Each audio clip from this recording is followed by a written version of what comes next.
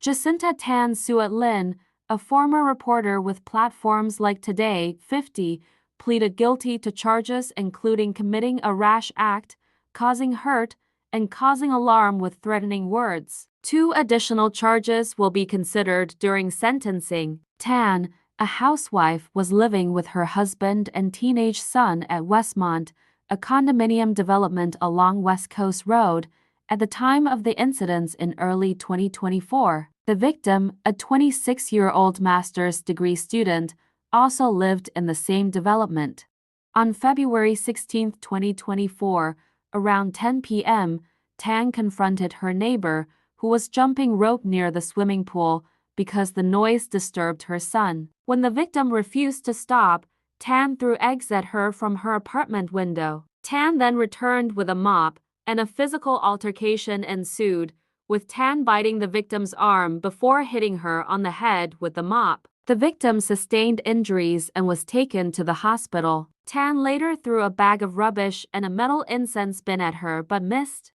Tan also threatened her husband on the night of 28 April. After an argument, she sent him a message saying she would jump bail, which would cost him the $2,000 security he had put up for her. Later that night, she told their son that she might kill his father in his sleep and urged him to lock the door. She also threatened to report her husband for rape, prompting him to make a police report.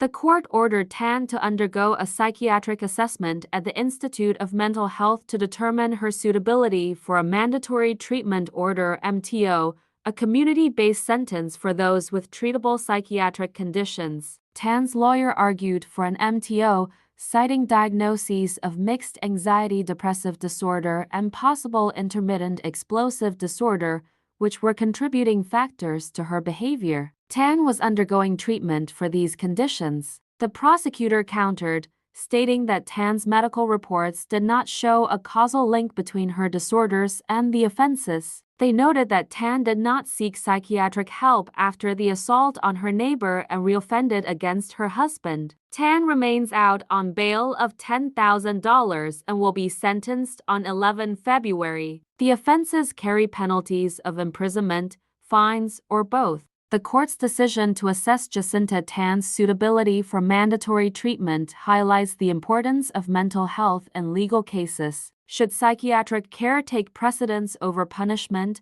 or should the severity of actions outweigh these factors? Share your thoughts in the comments below.